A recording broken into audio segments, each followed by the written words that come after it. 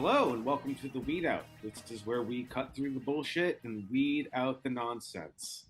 I'm Spencer Fox Peterson, and with me, as always, is Joanna May Booty, my Garth, my Wayne to her Garth, I guess. Anyways, Actually is accurate. That's very accurate. So today, we're doing our weeding through the nonsense stuff and figuring out where our problems are. Welcome to the Weed Out.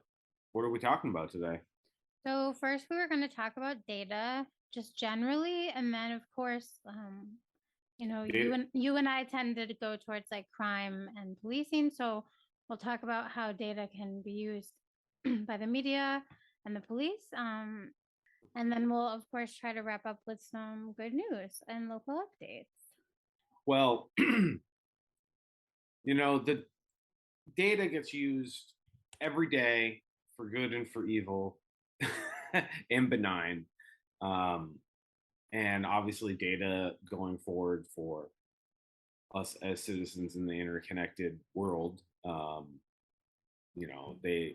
there's the data that's we're putting out every day on our phones and our computers, and then there's the statistics and numbers, and all those things kind of, you got to think critically about things because it can all be like we manipulate things that will, that's how arguments work. You manipulate, you try to show things in the most flattering light. So it's not necessarily a bad thing, but it is what it is. Bad outcomes come from crime data. Like, what is crime data? Like, who? So there's a single source of the crime data, and that's the police. We already know they don't respond, and people don't call for everything because they don't want to deal with it. And so that data we know for a fact is, there's no third party, there's no control. Everybody keeps data differently. And, I'm just the guy who lists things up and puts things down for a living. Joanna here is the data person. So I'll kind of let her get into that a little bit more. But the reality is, when you give in data, it can compel you to believe whatever it is that person or group is trying to get you to go along with, and it can be framed in a moral thing or a safety thing. Basically, in my opinion, we had 3,000 lives die in 9/11, and that's a big data point. That's a terrible, tragic thing that innocent people were taken out because of what oligarchs did to other people in other lands, and what these people did to sacrifice everybody and treat them like meat too. There's no excusing that terrorist act. But we've had a 9/11 every week for the last year. And there was a point where we were having a 9/11 every day, and people don't even flinch. Mm-hmm. We have every 3 years, we have a 9/11 with police killing civilians. And I don't care what anybody says. The reality is, guilty of any crime, including the most heinous, it shouldn't be decided in the street by the state, an individual state agent acting in the moment. Absolutely not. You're and like right. we don't know. And then we can talk about how cops will then tell the story of that person. Oh, well, in the past they had drug conviction. They use that data against them. But then on the other side, there's no accountability for any of these cops. And then they use data like crime data they basically pull out of full cloth.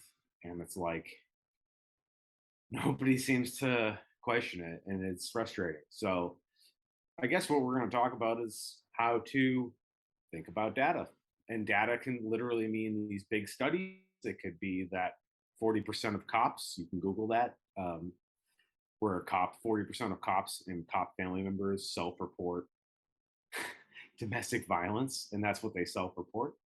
And that's a data point that nobody's sharing. Well, we're sharing it, but we also need other researchers to keep doing this study, because it's still a small sample size, and we also need different people bringing the data in and analyzing it. And as a Like former that's how domestic, we. I'm sorry to interrupt you, but No, as no, a you're good. former domestic violence counselor, that number must be so actually larger. I think So, in general in the population, there's a lot of things we don't consider violent, and we're a violent culture. We're a bunch of if you're not indigenous, you're here because of brutal colonization, whether your family did it, you did it, or you get to be here because it happened. Why is my family in a better station in life than people that were brought here against their will 400 years ago, that their families, they have direct lines back 400 years? And it's like, why have I had it so easy? These are data points, right? yeah, And literally. literally, and it's just it's so data is a beautiful thing. It goes over my head in a lot of ways. Again, I don't have to deal with data other than simple data, like how fast is the truck going, how heavy is this thing. Basically, I'm going on this tangent to talk about what the term could mean, just kind of conceptualizing that, what I think of data. And then I could spend all day talking about the negatives. So I'm going to try not to, but it's hard not to. It gets weaponized against us all the time. Oh yeah, constantly. And like you said, it's a great tool. But if you're not aware of how it can be weaponized or used in a negative way, it can be dangerous too. And I think you've covered like a great summary of what I would kind of give people as what data points would be, like examples anyway, because in a way it's just at the way we think of like as information in general. And I think as a society, we've probably been keeping track of data in some way as far back as the Egyptians. So I think it's something that we as people we've always seen like, okay, information patterns, things like that. We need to look at this or for some reason record or give some sort of importance when we find certain patterns, I think is what I would say in data. And I'll go into that more too, but we're mostly, I think, talking about big data a lot of the times, which was really popularized in the 90s when someone coined that term. Their name is John Massey, and I'll actually link to that on the website. But they realized it was a tool that was necessary to be able to justify things and it could be used for accountability. I firsthand saw this myself, and I was in school at the time, but there was a big push in the 90s in Massachusetts for the MCAS. So we already had in other educational systems throughout the country. Some states like New York had the Regents exam. So it wasn't shocking for that to be something like a somewhere for this state to go. But I find it interesting remembering being one of the grades that they tested the MCAS on, and we knew that our data points would never matter for anything. That's what we were told, literally, like we were the pilot study.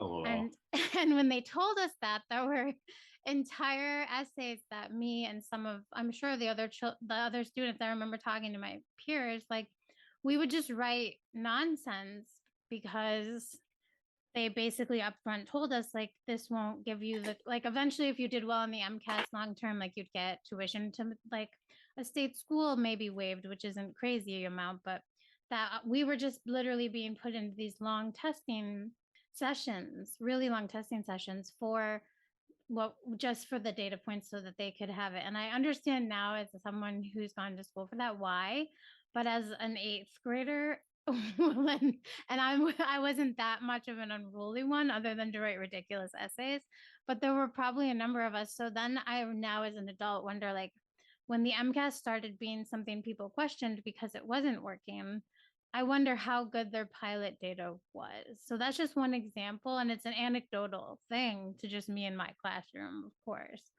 Um, And this is kind of how policies like No Child Left Behind happens. They dumb down the curriculum based on these standardized testing scores. I'm assuming this is how it works. I don't know if that's a direct correlation, but it feels similar. I know we talked about correlation and causation a lot, yeah, but and I agree with you. Well, I can spin it around. I'm not much younger than you, but the MCAS was like in full gear when I was in Yes. So middle school. yes. And So by but your that makes sense, you but know. here's the catch. This is where my privilege comes in. I went to private school. Granted, not a rich, I mean, rich, it's Catholic, is subsidized by the parish. So it wasn't like going to Milton Academy or nothing, but like we skirted around all that shit. Right. So private schools, you could be exempt from that, which is like sometimes depending on how you look at it, the So it's advantage like and we weren't disadvantage. contributing to that data either. So like I don't know how good like, and it's Well, also like this weird thing where it's like if you got enough privilege, you can get around the cattle troughing, the get in line and be a guinea pig is a harsh term, but like I don't know, it's pretty messed up to do that to kids. I mean, in general. So I like know. When they told it us, we were just so mad. I for remember like the even essays I wrote were ridiculous. They could never have graded them or like standardized it. Like it's like just, I even think about the SATs.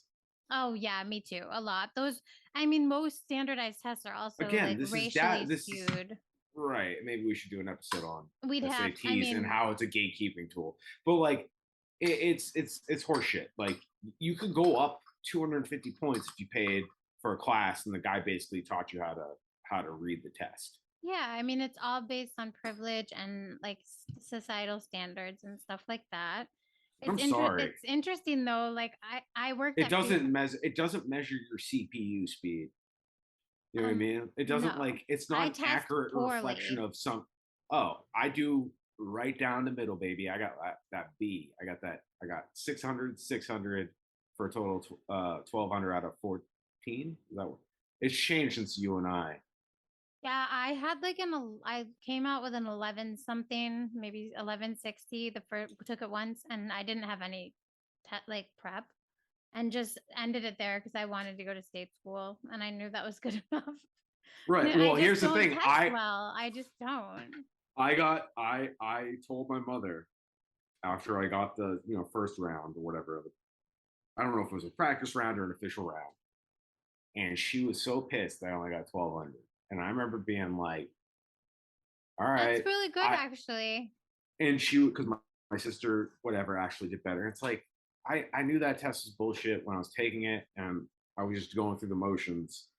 And I went to one of those classes. I had to give up my afternoons when we were 16, 17 years old. That sucks to go to these Yeah, but classes. And this guy's like, usually hey they're man, he's not. expensive. That's why I didn't Yeah, I have mean, the. I want to say it was like a $250 course, which Yeah, I mean, it's nowadays. I mean, by today's money, it's probably it's only like 15 probably years like ago, six but it's hundred dollars or more. I yeah. bet a thousand So dollars. I I mean, bet you they 250 do. bucks was nothing to. I mean, that's 2 months worth of. That's like 2.5 months of piano lessons. No, totally, it's a lot. Like, I could have been bettering my brain by going to a music lesson.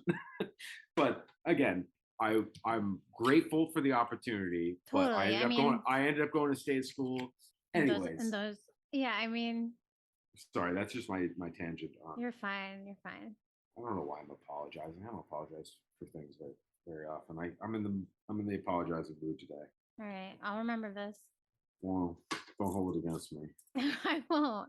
Um, No masters, people. I know, but it's a good points about standardized testing. And then so there was this big push towards standardized testing, and then all of a sudden everyone started realizing like, oh, there's racial biases, and the SATs don't need to matter. So lots of colleges stopped requiring them, and then like the MCAS, like there's a big uproar now about like get rid of the MCAS. And actually, an interesting tidbit about Western Mass locally is What does the there's MCAS stand for? I forget. message. I'm not sure. I can put a link on the website. But it's definitely just a test of. It's basically like a standardized test to like look at.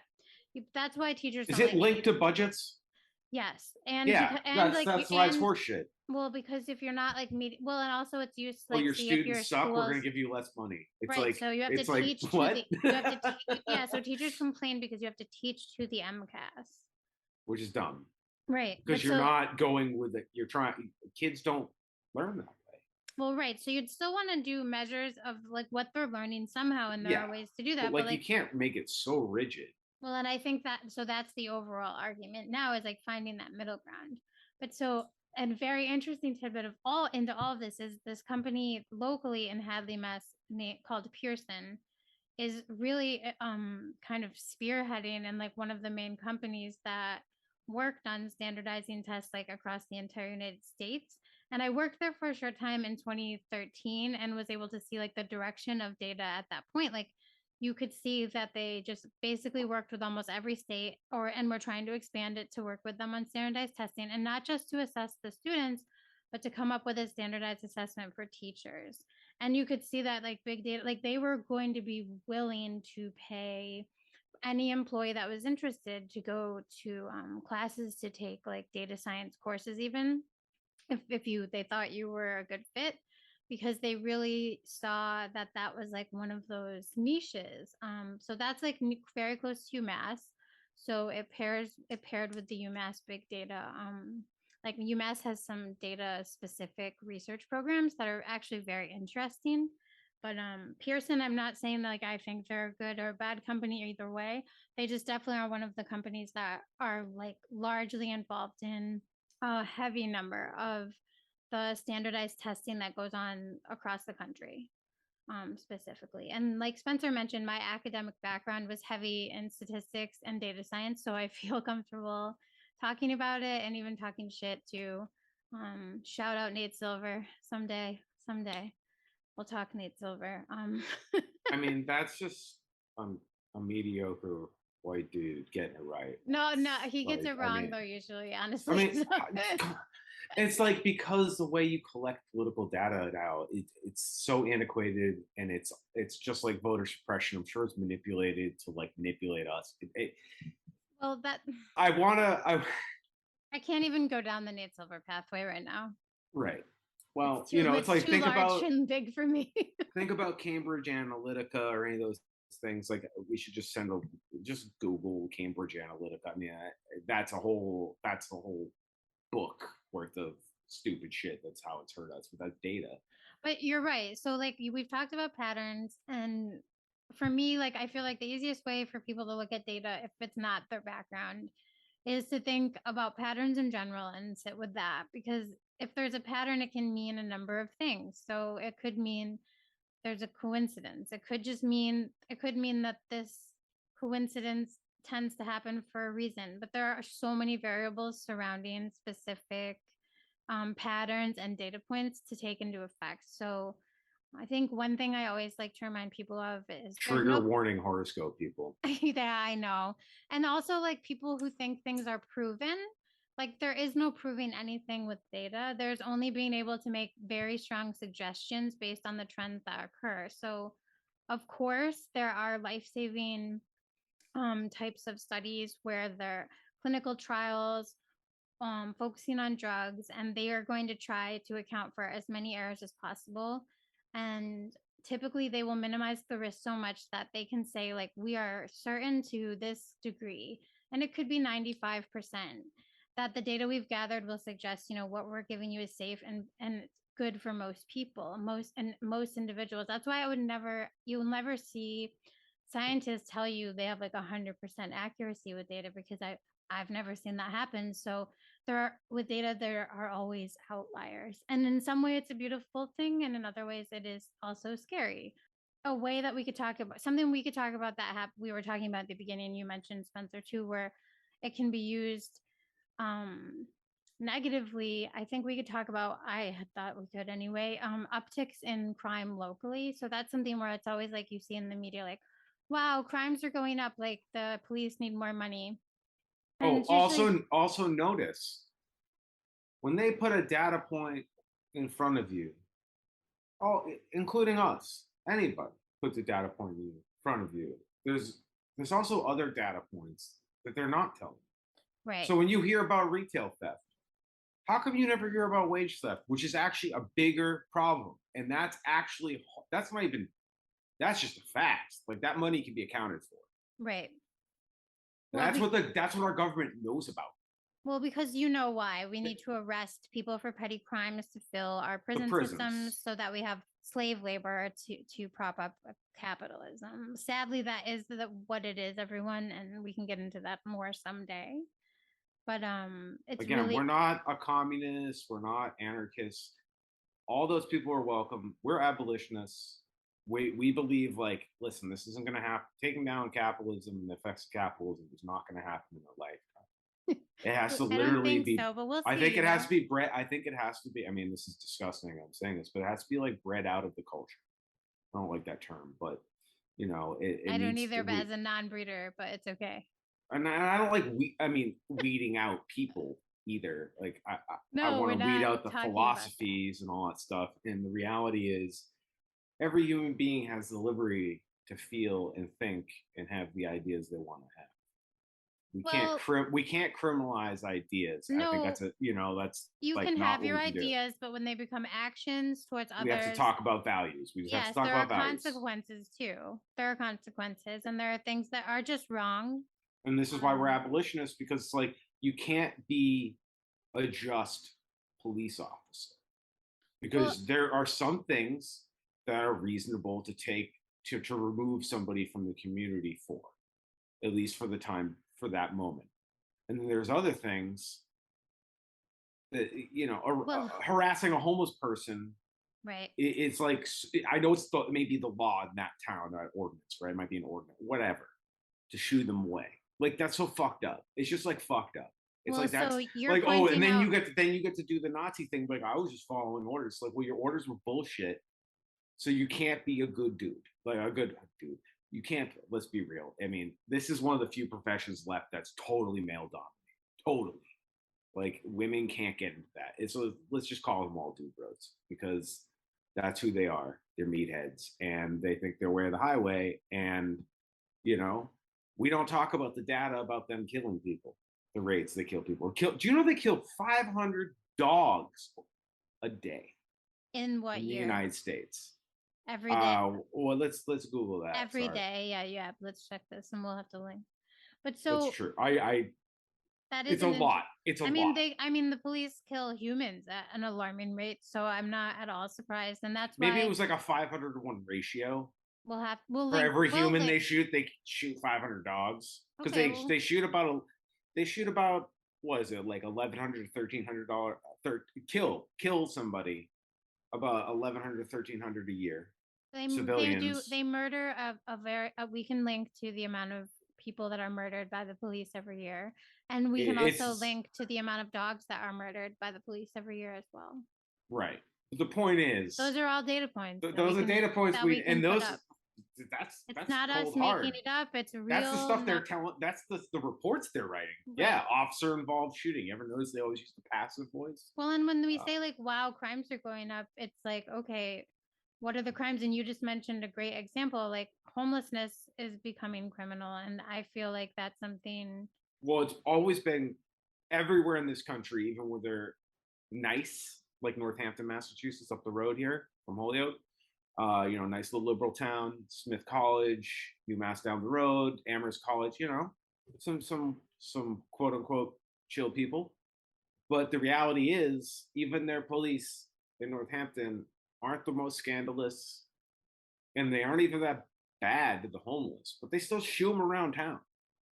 Well, yeah. They're like street sweepers, and they don't necessarily. But of course, they're going to arrest them if they're having a mental health situation or they're drunk or something, and they don't have a home to go be drunk in. Well, It's not their choice to be drunk in public. Like, I mean, well, maybe it is. I mean, sometimes it's my choice, but I don't get hassled for it. well, so yeah, but and so I think you make a good point though. And I'm going to talk about it later on. That And even that's a if data thing too. How many it people are is, homeless in this country, but and how if many they're empty just homes are there? But if they're just, oh, the number is so upsetting. I'll link to it on our website. I don't know it off the top of my head, but the amount of empty homes in the United States, also the amount of homes that independent corporate, like companies own already and hope to own, BlackRock. are so upsetting. BlackRock's multinational. Yes, they have plans to own so much in the next like 10 And years. And I think people some need to be aware that that is a dark, neo-feudalism. it's just this dark, scary place. But we are getting off topic, so we should stay Sorry. on to like a few of our local things, because Right. we want to talk about, is it really the case that crimes are going up when that's told to us, or is this a good way for police to try to shake down a town for money come budget season. And I was going to use Greenfield, Mass as an example here specifically because there is a wonderful town group in that town called the Greenfield People's Budget, who have given us some really great numbers regarding the data right from the Greenfield Police Department themselves. So you don't always want to trust their data because it is just from the police, but in this case, it's interesting data to at least talk about. Let's also keep in mind that these guys are, I mean, this is my opinion. I don't have any data. In my opinion, these guys are the most mediocre of mediocre dudes. So they tell on themselves all the time. Well, yeah. So the chief pull the records. They tell on themselves. They don't even know that. They think it's a win. Yes, when they say we arrested only 66% of people that we arrested were from out of town. It's like, bro, that's profiling. Like, you're walking right into the point. Well, and I chose Greenfield because it's only a town over from me. It's on 91, so it's not far from you, Spence. And I thought it's on the for those. It's almost to the Vermont border. It's what, 20 minutes from the Vermont border, southern border of Vermont. Yes. To Brattleboro, Vermont's like 20 minutes. Yeah, 25. It's the largest. I think it's the largest city in Franklin County, maybe the only city. So for Greenfield police, like if we talk about like crimes in I'll have to post the year because I don't have it in front of me, but I have a quote that came from the Recorder, but it is on the Greenfield People's Budget website as well. And they had an acting chief, which we'll have to talk about later. But acting Chief Gordon mentioned in the Recorder that the Greenfield Police Department handles around 32,000 calls per year. So he's going off of, I'm not sure if this what year, but again, I'll post the link to this data. So he's saying though, however, over 90% of these calls have nothing to do with crime, not even allegations of crime. Less than 1% of the phone calls involve reports of assault or violence, and only about 6% of calls involve supposed property crimes, including many mundane items like caller's wife took his debit card, 2 large pumpkins were stolen off a porch, and a Black Lives Matter sign was stolen. This is the most well-funded department in their city. Yes, I mean, and we can, and yes, by a country mile. Their chief is paid $175,000 a year, but let me. Which is actually kind of cheap. That's actually kind of lame because he's got a sergeant or a lieutenant or somebody that's definitely raking in the OT and pulling in, you know, 300. I don't know if it's the same there as Holyoke, but anyway. So Holyoke's got those problems. Yeah. So 2/3 of police calls fall into categories including assistance for residents. 28.8% of these, for example, were person flagged down officer to ask for relationship advice. Traffic matters were 20% of that. Hazards like a tree falling down were 5%, and alarms randomly going off was 7.6%. Complaints were 17%, and disputes were 9%, including money calls like people dancing in Energy Park after hours, intoxicated person advised to go to bed by the police, and over 102 calls in 1 year period from the same address about a mental health issue. So when I look at that, and again, I will link to the Recorder on our website for you. That's www.theweedout.com, along with the People's Budget Breakdown, which is incredibly useful when accessing your own town's records and what you might need when looking as you consider the budget and how you feel about it being used in your town. But in all reality, when you hear these data points, it's like, why are they having the police even go out? And this local example shows most of the time police officers are being used in situations that are not crimes at all, or even very dangerous. And so the People's Budget of Greenfield gives a number of awesome alternatives to policing that could happen. And we talk as abolitionists, this is great, like for me, and I'm sure Spencer's psyched too to see this, but there are also other abolition toolkits online. Exactly. So I'll share those, and we can, in our last episode, we mentioned Amherst and Northampton, and they both have started programs that are alternative to policing so that individuals that are members of the community can get jobs in the department. They will not have guns, but they'll be trained to handle really specific situations mentioned in the data that we just talked about that are not related to violence, that are not crimes, and that are more surrounding mental health or other things that just don't need a gun, and you can just go out and interact with a community member and not have a cop present. And again, there is a link to those programs in our last episode, but I'll include it again. And Spencer had talked about it in the beginning, but this kind of goes back to the question, like, what defines a crime? And I think we've said this Before before, we like, carry on, I yeah, wanted to just jump in on that last point. of course. And remember what Joanna is breaking down for you and she's trying to reallocate resources. Yes, And like you know what? exactly. The interesting thing Thank is, you for pointing that out. people love data. Some of the most, and like, I hate capitalism for this, or just, modern financial logic and economy thinking. I know I just sounded like a total meathead saying that, but what I'm trying to say is there's a finite amount of credits, and you need to spend said credits wisely. And we're just dumping the credits down a drain. Right. It sometimes gets people hurt. And Right. and there's also like worker solidarity here. I mean, they don't deserve it. They're class traders, but I don't want to see a worker get hurt. Well, or it's for them to hurt other people when they're not Well, of course. needed. So I mean, But I I'm think making the point, like, I don't want anything bad to happen to even this officer who I'm like, bro, I don't think you should be a cop for all the reasons we'll talk endlessly about. But human to human, I don't want to see him get hurt in the name of the state and the oligarchs. Like, that's dumb. Bro, Well, you're hurting yourself. right. And human to human, like, these issues would create jobs in other areas where you just wouldn't have a gun with you and you'd have other things that you utilized in order to help people. So a lot of cops like to say, I went into this because I want to help people.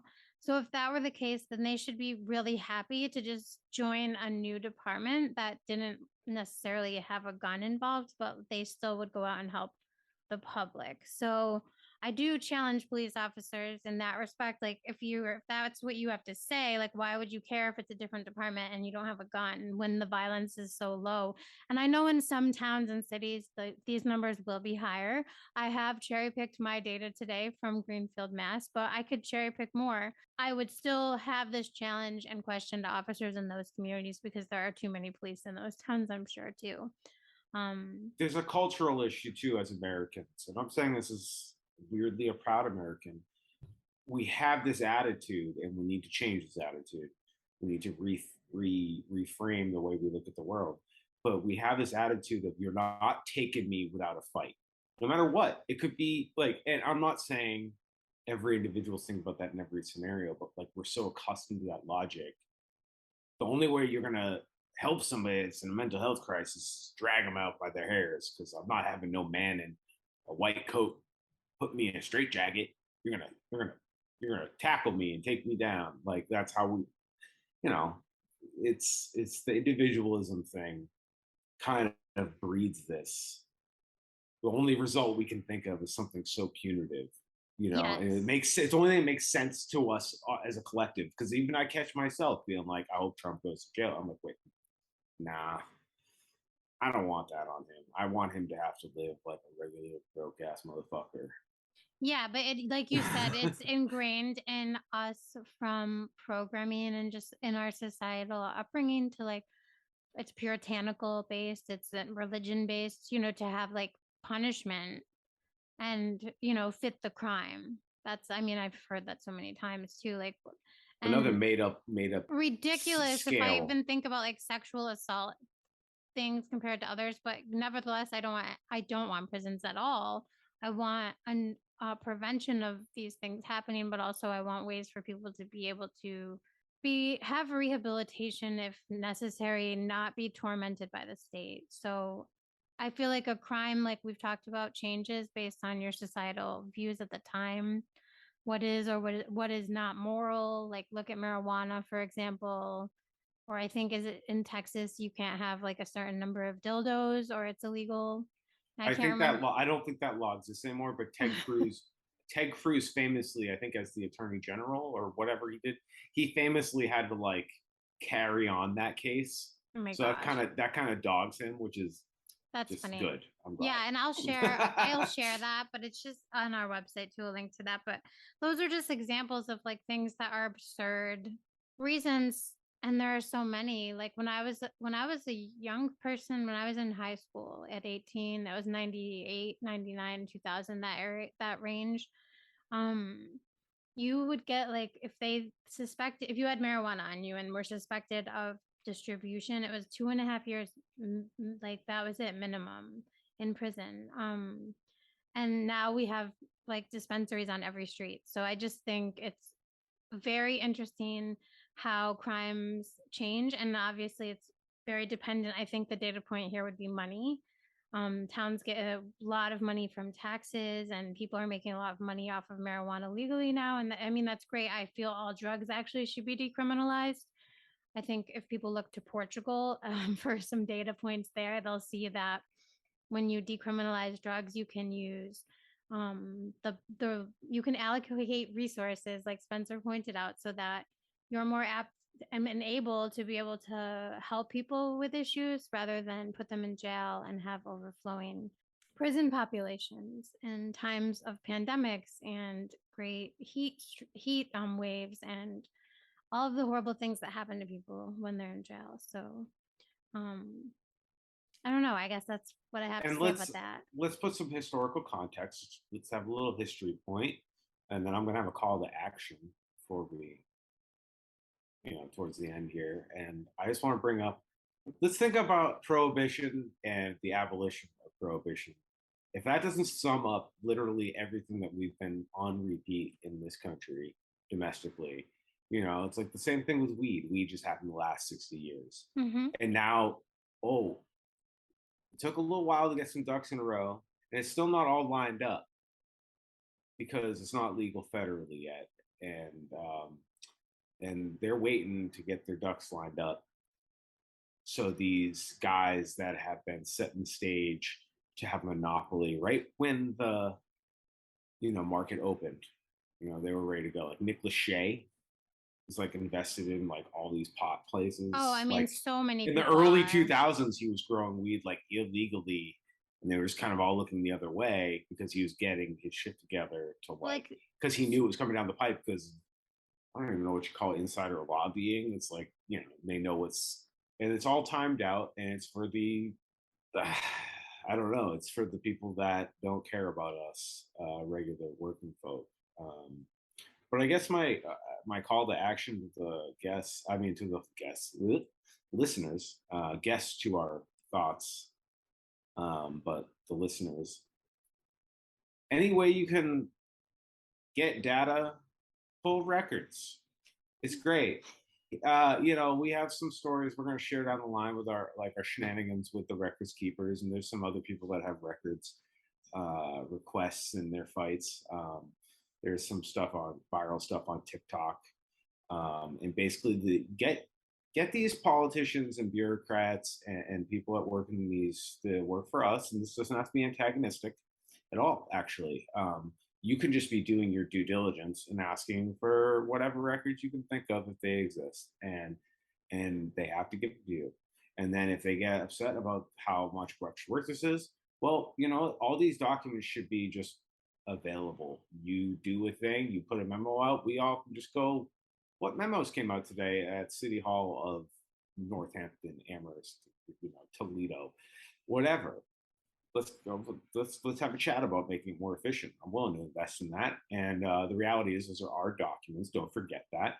And you can create data points all the time, just like we're saying. It can be manipulated. So if you want to find out what people running your day-to-day life are up to, do your FOIA requests. It's the one right we still have that we need to keep using and abusing. Well, actually, it's not abusing; it's just using it. No, it's illegal. It's our right. It's and they like to states play. vary, They like but to in play Massachusetts, victim. it's your right. And the more shady games they play, the more data points you have, and you can make a more compelling argument to either remove them or pressure them to do the right thing. Because eventually, sometimes they realize, oh shit, they're on to us. We better start keeping this record properly. Because yeah, I'm a little less worried about the corruption of people that are literally cleaning the shit out of the street.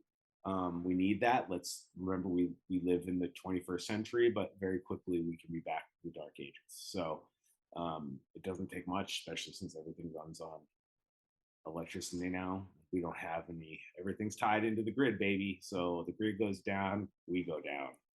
So that's the tough balance we're playing here. And that's why we got to get the boot off our neck. I don't know. Do you have any closing thoughts? Do you have any good news? My good news is just don't feel like it's a nuisance. You're not being a nuisance. It's our data.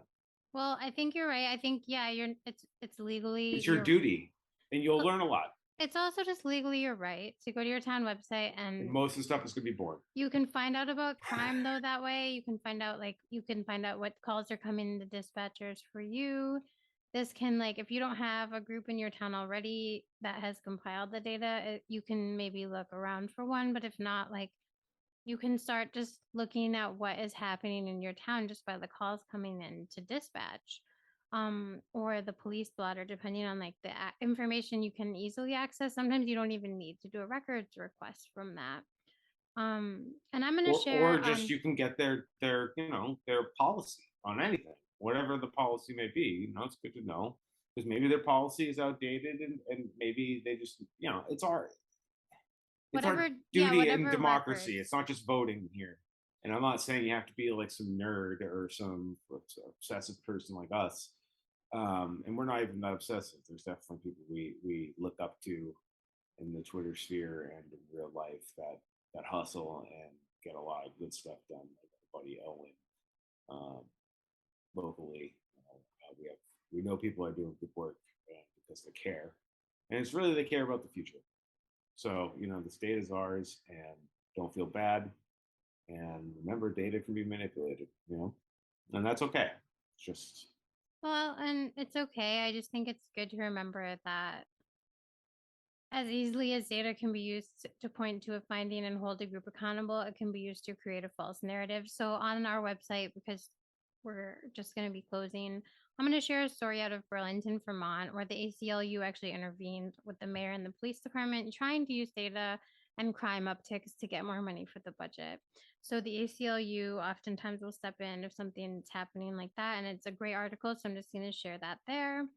And then I'm going to link an article talking about trends in Massachusetts with juvenile incarceration and how these are not widely shared. And also there are false narratives around like crime rising with juveniles when it's actually the lowest it's ever been. And they show some alternatives to that too. And, I think good news, you've mentioned it to me this week, Spencer, Shot Spotter and Holyoke, Mass has been tabled.